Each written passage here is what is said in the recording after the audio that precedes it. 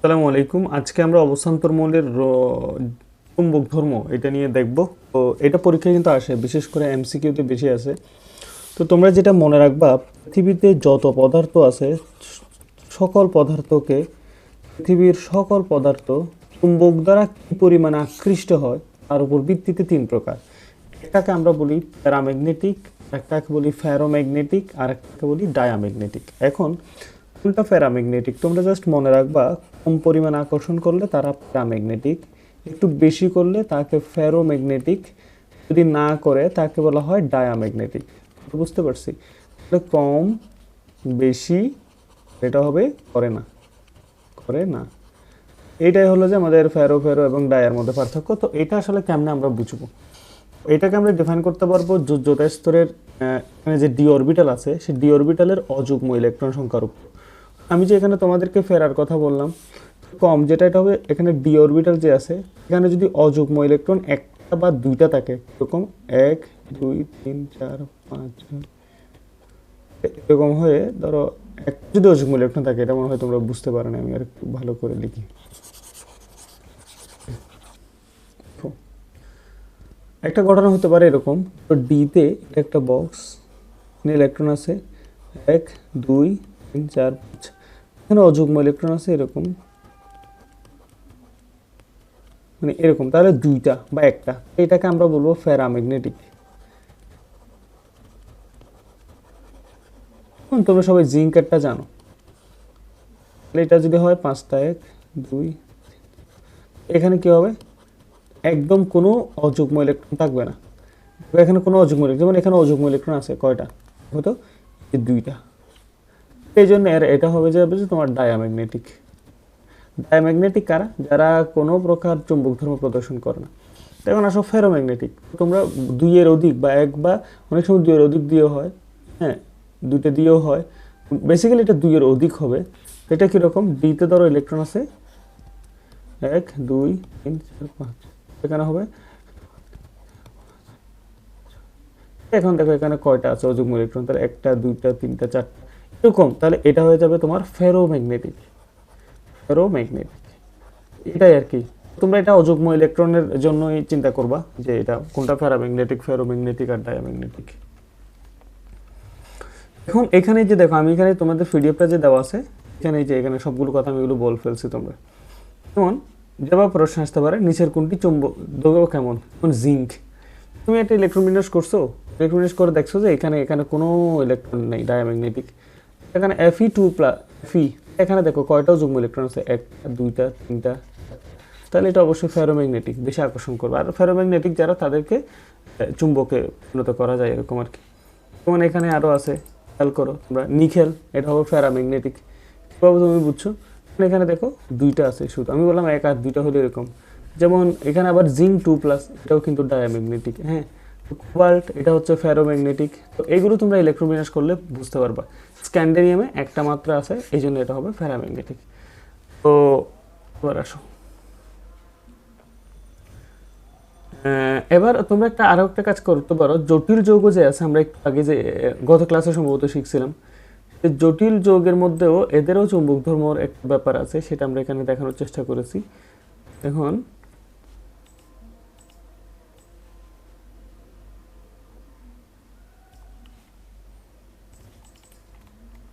যেমন দেখো, যে এটার জন্য প্রথমে যেটা করতে হবে, একটা জটিল যৌগের মধ্যে কেন্দ্রীয় মৌল খুঁজে বের করতে হবে প্রথমে। ধরো আমি তোমাকে একটা উদাহরণ দিই, সেটা হলো ধরো এটা একটা জটিল যৌগ F4 FeCN6, তাহলে এটা একটা পটাশিয়াম হেক্সাসায়ানোফেরেট 2, এটা আছে। কেন্দ্রীয় মৌল খুঁজে বের করতে হবে প্রথমে, তুমি যদি এটার চুম্বক ধর্ম বের করতে চাও, ক্ষেত্রে জটিল যৌগের ক্ষেত্রে কীরকম খেয়াল করো, এখানে এটা তো আছেই। কেন্দ্রীয় মৌল এখানে কে হবে, আমি তোমাদেরকে আগেই বলছি, একটা ব্র্যাকেটের ভিতর ফার্স্ট ব্র্যাকেটে যে থাকবে হবে কেন্দ্রীয় মৌল। তারপর কেন্দ্রীয় মৌলের জারণ মান বের করতে হবে, এখানে এটা জারণ মানে Fe2 প্লাস। কীভাবে, এটা টোটালটার জন্য 0 ধরে x এর মান বের করে এটা বের করতে পারো। তারপর জারণ মান সহ আয়নের ইলেকট্রন বিন্যাস করতে হবে, তারপর এর ইলেকট্রন বিন্যাস করতে হবে। তারপরে তোমাকে একটা জিনিস করতে হবে, সেটা হলো ডিএসপি ফরম্যাট প্রয়োগ, অর্থাৎ তুমি ডি তারপরে এস তারপর, অর্থাৎ এরকম প্রথমে 5টা 1 2 3 4 5, তারপর এস এর জন্য 1, এর জন্য 3টা, এই ফরমেশনটা করতে হবে। এটা আমরা একটু পরে দেখাচ্ছি, তুমি বুঝতে পারবে। যেখানে করা আছে, আমি যে উদাহরণটা দিলাম এখানে করার পরে এটাতে Fe3 এর জন্য এটার জন্য সার্স 3+ ছিল, সেজন্য 3 এর ইলেকট্রোবিন্যাস করছি। এখন এখানে লাস্টে কি আছে দেখো, D5। তো এখন প্রথমে ডি লিখতে হবে, ওই যে ডি, ডিতে 5টা ইলেকট্রন আছে। এখানে সবসময় SRPটা খালি থাকবে, কথা বুঝেছো? SRP খালি থাকবে। এখন এখানে একটা ব্যাপার আছে যে মানে কেন্দ্রীয় পরমাণু যে আছে, এই কেন্দ্রীয় পরমাণুকে সায়ানাইডগুলো কি দিচ্ছে, ইলেকট্রন দিচ্ছে। এখানে যে বন্ধনটা, এগুলোর নাম হচ্ছে সন্নিবেশ সমযোজী বন্ধন। যতটা লিগ্যান্ড থাকে ততটা সন্নিবেশ সমযোজী বন্ধন থাকে আর কি। তো ইলেকট্রনগুলো এখানে দিচ্ছে কেন, আর এখানে মুক্ত জোড় ইলেকট্রন রয়ে গেছে আর কি, সায়ানাইডের এক জোড়া। যেহেতু ইলেকট্রন কেন্দ্রীয় পরমাণুকে দিচ্ছে, এই যে সায়ানাইড, এই সায়ানাইড হলো ইলেকট্রন দাতা, বা এটার নাম হলো যে তোমার লিগ্যান্ড। হ্যাঁ, এখন আসো কি হবে, এই ঘটনাটার পরের ব্যাপারটা বুঝতে পারবা।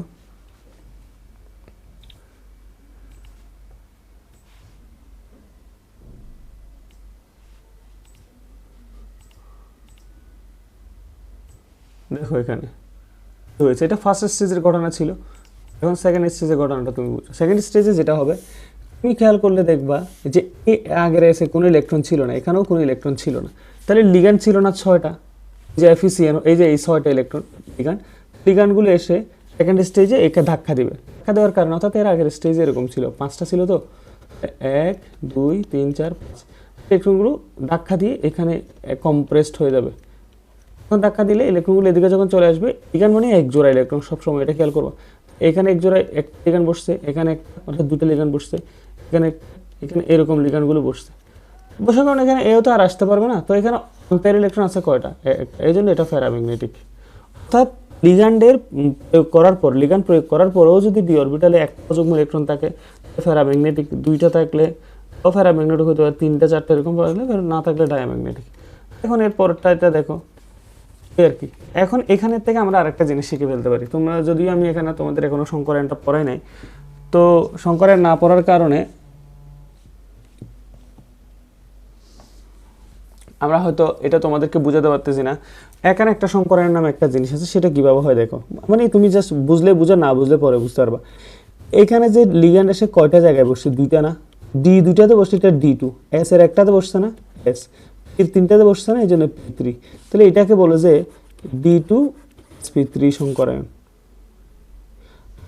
বুঝতে পারবা। অথবা এভাবে বোঝা যায়, এখানে লিগ্যান্ড সংখ্যা কত, 6, 6 হলে D2sp3 হয়, 5 হলে sp3d হয়, dsp3 হয়, যে কোনো একটা হতে পারে। তো এইগুলো আর কি, এটাও সেম ভাবে আসছে, D2sp3 কিভাবে আসছে এটা বুঝতে পারবো। তো এখানে একটা প্রশ্ন আছে ওই সন্নিবেশ সংখ্যার, এটা তোমরা পারতে পারো। এখানে একটা খুব জটিল একটা যৌগ দেওয়া আছে, হ্যাঁ, একবারে দেখ হাবিজাবি লাগতেছে, এটা অনেক বড়। হ্যাঁ, এখন তোমাকে জিজ্ঞেস করে এখানে সন্নিবেশ সংখ্যা কত, তাহলে তোমার সন্নিবেশ সংখ্যা মানে লিগ্যান্ড সংখ্যা, এখানে লিগ্যান্ড আছে 4, এখানে লিগ্যান্ড আছে কত, 1, তাহলে টোটাল মিলে কয়টা, 5টা। বুঝতে পারছো? অ্যামোনি একটা লিগ্যান্ড, পানি একটা লিগ্যান্ড, অর্থাৎ প্রকৃতির ভিতরে ফার্স্ট গ্রুপে যারা থাকে তারা হলো লিগ্যান্ড। এখানে অবস্থান্তর মৌলের রঙিন যৌগ গঠনটা আরও বেশি ইম্পর্টেন্ট, এটা সিকিউতে আসে, তোমাদের এটা লিখতে হবে। আমি তোমাদেরকে একটা জিনিস বলি যে কীভাবে রঙিন যৌগটা গঠন করে, এটা ক্লিয়ার করে বলি। দেখো, আমরা যখন একটা মৌলকে, যেমন Fe3+ এর জন্য এটা বলছিলাম যে Fe2+ এর ইলেকট্রোবিন্যাসের কথা তুমি চিন্তা করো, এটা একটা অবস্থান্তর মৌল, এটা ইলেকট্রোবিন্যাস করবো প্রথমে, এটা কি হয়, আর্গন, এটা হবে কি 4s0 3d, কত হবে d6। ওকে, তো এখন এইখানে যেটা হয় যে এখানে ডি এর জন্য বক্স কয়টা থাকে, 1 2 3 4, 1 2 3 4 5। এখন ইলেকট্রন আছে কয়টা, এখানে ইলেকট্রন আছে হচ্ছে তোমার 6টা, তাহলে কি হবে 1 2 3 4 5, আর একটা যখন আছে এইভাবে আছে, এটাকে বলা হয় ডিজেনারেট অবস্থা।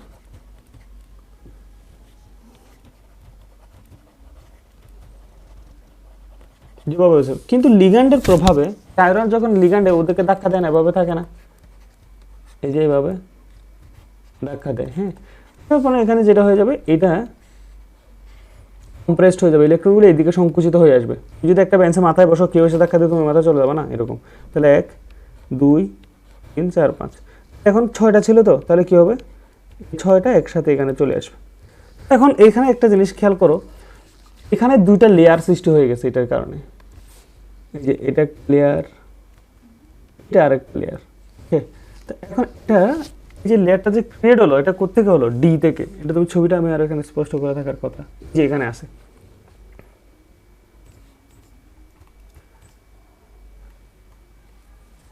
ও, ওখানে আরেকটা কথা ছিল, এই যে আমি যে তোমাদেরকে বলেছিলাম ডিজেনারেট, যে শুরুতে যে অবস্থাটা থাকে এটা হলো ডিজেনারেট অবস্থা, আর এরপরে লিগ্যান্ডের প্রভাবে যে সংকুচিত হয়ে যায় এটাকে বলা হয় নন ডিজেনারেট অবস্থা, লেখা আছে। এখন যে দুইটা ব্যবধান হয়ে গেছে বলছি, উপরের অংশটা এখানে বসবে, নিচের অংশটা এই জায়গায় বসবে। খেয়াল করে, এরা তো শক্তির স্তর, তাই না?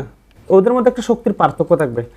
নিম্ন শক্তির স্তর ইলেকট্রনগুলো আগে প্রবেশ করে, এই জন্য এইগুলো নিম্ন শক্তির স্তর আর কি, এই তিনটা, এটা উপরে শক্তির স্তর। এখন খেয়াল করো যে এই দুইটার মধ্যে একটা শক্তির ব্যবধান তৈরি হয়ে গেছে, এটাকে বলা হয় ডেল ই। তোমরা গুণগত রসায়নে ডেল ই ইকুয়াল টু একটা সূত্র পড়ছিলা, এইচ সি বাই ল্যামডা। খেয়াল করো, ল্যামডার মান যদি 380 থেকে 780 ন্যানোমিটারের মধ্যে হয়, তাহলেই কিন্তু ভিজিবল কিছু দেখা যায়, বা ভিজিবল, একটা ভিজিবল এরিয়া এটা দেখা যায়। এখন খেয়াল করো, ডেল ই ইকুয়াল টু যদি তুমি এইচ সি বাই ল্যামডা এই সূত্রের মধ্যে যদি তুমি ডেল ই এর মান বসাও, এইচ এর মান তো তুমি জানো 6.626 × 10⁻34, সি এর মান তো 3 × 10⁸। দুটা মানকে ল্যামডা, এটার মান যদি তুমি জানো, তাহলে ল্যামডার মান এখান থেকে পাবো না। যদি 380 থেকে 700 পাও, তার মানে বুঝতে হবে যে রঙিন যৌগ গঠন করে। এখানে তো তোমার আবার ডেল ই এর মান দেওয়া থাকবে না, তাইলে কি হবে? তাইলে খুবই ভালো, তুমি যা ওখানে বলবা যেহেতু এটা একটা অবস্থান্তর মৌল, কারণ শুরুতেই তুমি এটা অবস্থান্তর মৌল হিসেবে দেখাইছো, যেহেতু এটা একটা অবস্থান্তর মৌল তাই এটি রঙিন যৌগ গঠন করবে। অর্থাৎ এর ডেল ই এর জন্য ল্যামডার ভ্যালু 380 থেকে 780 এর মধ্যে পাওয়া যাবে, তাই এটি রঙিন যৌগ গঠন করবে। এইটাই কি, এভাবে রঙিন যৌগ গঠন করে। ব্যাপারটা না বুঝলে আমাকে তুমি হোয়াটসঅ্যাপ আবার জানাবা, আমি তোমাকে দেখাবো। এখন এখানে আমাদের মোটামুটি এইগুলা শেষ। তোমাদের আমি একটা শর্ট ট্রিক বলি, সেই ট্রিকটা হলো, যাই আসুক, ধরো একটা মৌল, ওকে বলছে এটা রঙিন যৌগ গঠন করে কেন, প্রথম লাইনে তুমি লিখবা এর খালি ডি অরবিটাল থাকার কারণে এটা রঙিন যৌগ গঠন করতে পারে, কথা লিখবা, পরে ব্যাখ্যার পরে লিখবা। ওকে বললো বি জটিল যৌগ গঠন করে কেন, আগের কথায় যে অর্ধপূর্ণ ডি অরবিটাল থাকার কারণে। এটা পরিবর্তনশীল আরতম কেন, অর্ধপূর্ণ ডি অরবিটাল থাকার কারণে। ও প্রভাব কিভাবে কাজ করে কেন, অর্ধপূর্ণ ডি অরবিটাল থাকার কারণে। এইগুলোর সবগুলোর কারণে এই কথাটা লিখতে হবে। এখন আসো, আমরা আশা করি যে তোমরা এগুলো বুঝতে পারছো। এরপর হচ্ছে আমাদের এফ ব্লক মৌল সম্পর্কে জানতে হবে। এফ ব্লক মৌল আগের মতোই তুমি বুঝতেই পারছো যে এফ ব্লক মৌল মানে হচ্ছে যে তোমার যে সকল মৌল ইলেকট্রন শেষ ইলেকট্রনটি এফ এ প্রবেশ করে। এটার সংখ্যা 27টি। করো, এফ ব্লকের গ্রুপ সংখ্যা 3 নম্বরের অন্তর্ভুক্ত, এমসিকিউতে আসবে 3 নম্বরের গ্রুপে ওরা। এফ ব্লক মৌলসমূহ দুটি সিরিজে ভাগ করা হয়, ওই যে অ্যাক্টিনেট সিরিজ, ল্যান্থানাইট সিরিজ। তো ল্যান্থানাইট সিরিজের প্রথম মৌলের নাম হচ্ছে ল্যান্থানাম, এটা 57, এটা মনে রাখবা এমসিকিউতে। 71 লাস্ট নাম্বারটা হতো 71 নম্বর, এটা নাম লুটেশিয়াম। 57 আর 71 লুটেশিয়াম মনে রাখতে হবে। অ্যাক্টিনাইডের প্রথম মৌলের নাম হচ্ছে অ্যাক্টিনিয়াম, পারমাণবিক সংখ্যা 89 এমসিকিউতে আসবে, আর এটা 103 যেটা লরেন্সিয়াম। এখানে একটা কথা আছে, দেখো এটা বেশ ইম্পর্টেন্ট। ল্যান্থানাম এবং অ্যাক্টিনিয়াম এবং থুরিয়াম হলো ডি ব্লক মৌল, কিন্তু এরা এফ ব্লকে অবস্থান করে, যদিও এদের ইলেকট্রোবিন্যাস এফ অরবিটালে আছে। কথা বুঝতে পারছো? ওটা লাস্টে আছে, ওই যে অ্যাক্টিনাইড, ল্যান্থানাইড, এরা কিন্তু ডি ব্লক মৌল, এটা মনে রাখি, এই তিনটা কিন্তু ডি ব্লক মৌল। এখন তোমরা বলছিলে যে কিরকম, যে সকল মৌলের ইলেকট্রোবিন্যাসের সর্বশেষে যে সকল ডি ব্লক মৌলের স্থিতিশীল আয়নের ইলেকট্রন বিন্যাসে ডি অরবিটাল আংশিক পূর্ণ থাকে তাদেরকে অবস্থান্তর মৌল। আরেকটা টার্ম আছে আন্ত অবস্থান্তর মৌল। এই ঘটনাটা জাস্ট ডি না হয়ে যদি তোমরা কি করে বলো এফ অরবিটালে অর্ধপূর্ণ থাকে, তাকে আন্ত অবস্থান্তর মৌল বলা হয় আর কি। বুঝতে পারছো? এর বৈশিষ্ট্যগুলো শিখবা, এর সেফটি গগলসে ব্যবহার করা হয় অবলোহিত রশ্মি এমসিকিউ এর জন্য। এখানে অ্যাক্টিনাইট সেটের কিছু বৈশিষ্ট্য আছে, ল্যান্থানাইট সেটের বৈশিষ্ট্য আছে, এগুলো আমার বলতে হবে না, তুমি এগুলো মুখস্থ করলে হয়ে যাবে। হ্যাঁ, খুব সিম্পল আর কি, তেমন কিছু নেই। ওকে, আজকে আমরা এতটুকু পর্যন্ত, অর্থাৎ আমাদের আজকে ডি ব্লক শেষ হলো, এফ ব্লক শেষ হয়ে আগামী ক্লাসে আমরা মৌলের পর্যাবৃত্ত ধর্ম শিখবো, পারমাণবিক ব্যাসার্ধ, ভ্যান ডার ওয়ালস বল, ধাতব ব্যাসার্ধ, সমুদ্রী ব্যাসার্ধ, তারপর হচ্ছে তোমার সবল নিউক্লিয় বল, তারপর আয়নীকরণ শক্তি, ইলেকট্রন আসক্তি, তড়িৎ ঋণাত্মকতা। আগামী ক্লাসটা বেশ ইন্টারেস্টিং আর কি। হ্যাঁ, তো আমার আজকের ক্লাসটি একটু দিতে দেরি হয়ে গেল, সো সরি।